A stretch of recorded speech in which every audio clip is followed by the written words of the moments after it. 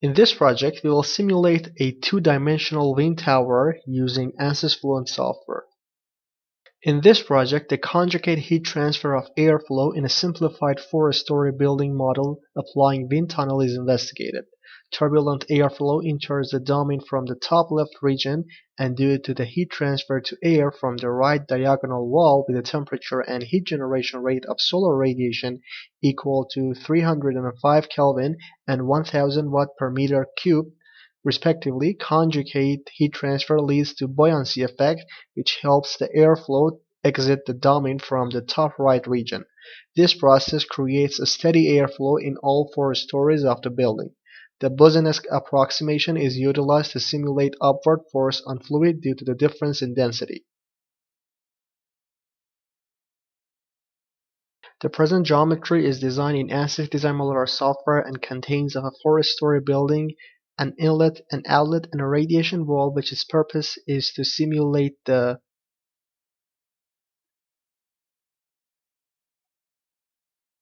solar radiation energy. Also, the computational grid generated for this geometry is performed using ANSYS meshing software, and the mesh type is structured. Also, the element number is equal to 6375.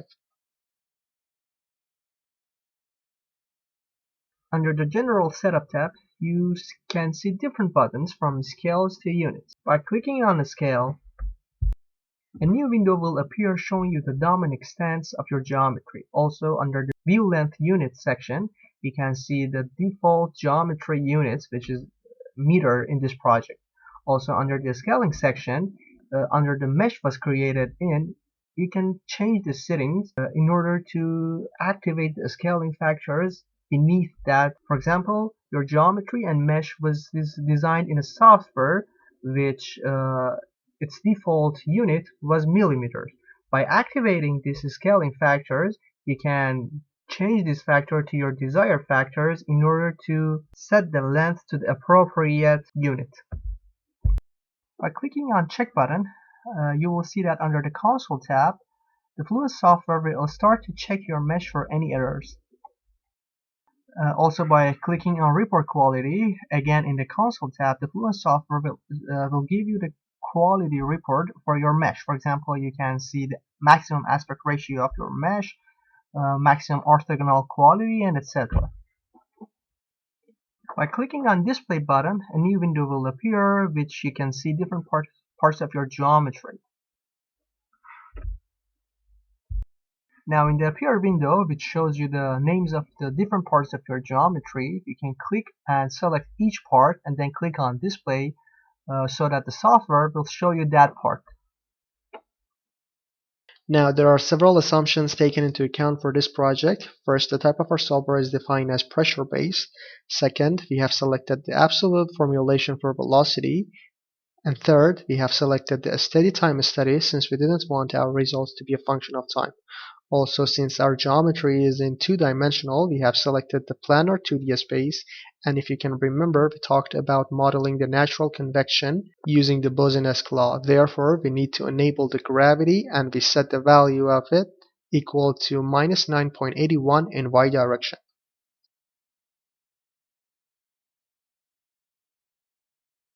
Now, if you expand the models and double-click on the energy button, in the appeared box you can see we have enabled the energy equation since we wanted to calculate the temperature distribution inside our computational domain. Also, if you double-click on the viscous button, in the appeared window you can see we have enabled the realizable K-epsilon model since it is more accurate than the standard K-epsilon.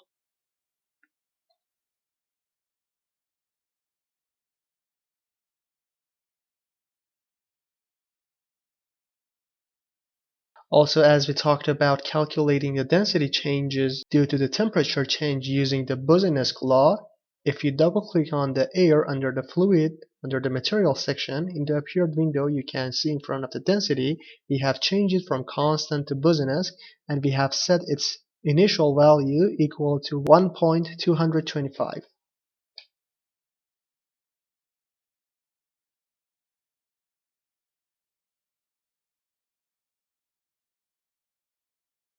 Now, if you click on the wind inlet boundary, you can see the type of this boundary is defined as velocity inlet. By clicking on Edit button, a new window will appear in which you can change the settings for this boundary. In the appeared window, in front of the velocity magnitude, you can see we have entered the value of 12 meters per second. Also, if you click on the thermal tab, you can set the temperature of this flow, which we have set it to 300 Kelvin. Now, if you click on the outlet boundary, you can see the type of this boundary is defined as pressure outlet. Again, by clicking on Edit button, we can further adjust the settings related to this boundary. Now, in this section, the most important point you should pay attention to is the gauge pressure, which has a value of 0 pascal, meaning that when our airflow enters our computational domain, it will exit it to the atmosphere.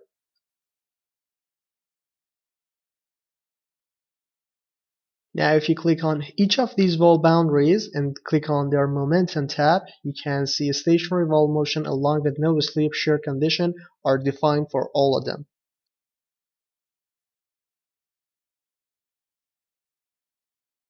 Now, if you click on the thermal tab for this wall boundary, you can see heat flux thermal condition is defined and the value of heat flux is defined as 0, meaning that this wall is adiabatic.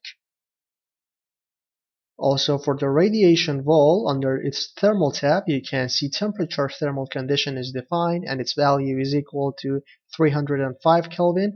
Also, we have a heat generation rate over this wall, which is equal to 1000 watt per meter cubed. Now, if you click on the thermal tab for this wall boundary, you can see heat flux thermal condition is defined and the value of heat flux is defined as 0, meaning that this wall is adiabatic. Now for this wall, you can see coupled thermal condition is selected. Coupled thermal condition means that this wall is in contact with fluid on its both sides.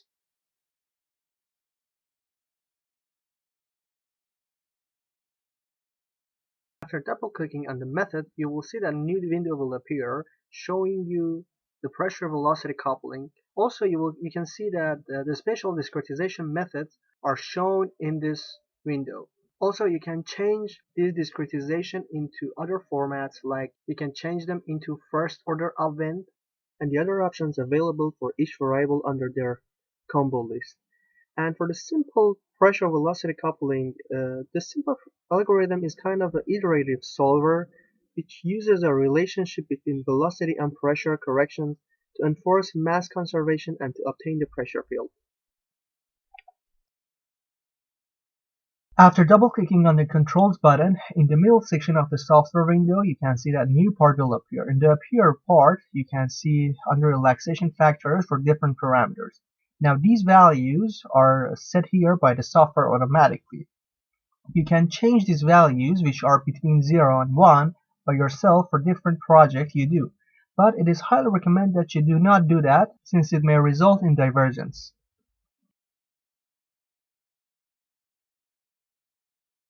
There are two ways to check that your simulation process have reached convergence or not. Alongside checking the residuals reaching and nearing 0, you may define an arbitrary report or arbitrary boundary in order to calculate different parameters like pressure, velocity, temperature, and see whether they reach a constant value or not. If yes, it may be a sign that your simulation process have reached convergence. However, you must check the residuals as well. To create such report, you can simply right-click on Report Definitions, go over New, and select one of the options available based on your simulation. After double-clicking on the Residuals button, a new window will appear. In the Appear window, you can see the absolute criteria for equations like continuity, x velocity, y velocity, and so on. Now, when you set the software to start the simulation, there would be error between each iteration. Now, if that error is less than these criterion, it conveys the meaning that that equation has reached convergence.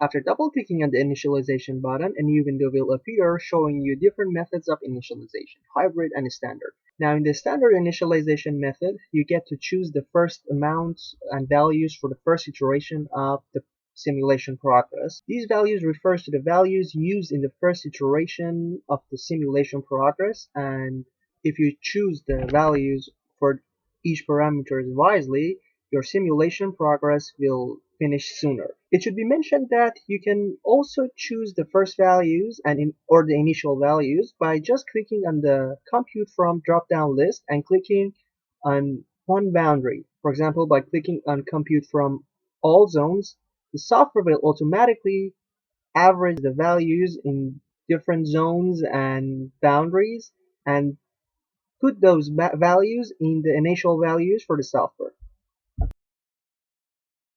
And finally, by double-clicking on the Run Calculations button in the middle section of the Fluent software under the Parameter section, we enter the value of number of iterations we want our solution to continue, and then by clicking on Calculate button, this process will start.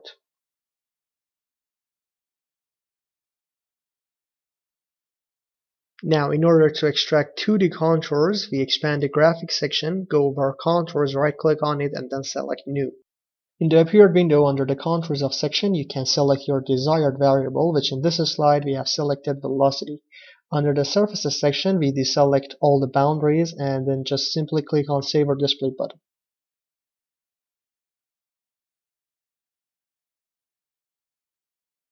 And now in this slide, you can easily see the velocity distribution inside our computational domain. The airflow will enter this 4-story building from the top left inlet and then will exit our computational domain through the top right outlet.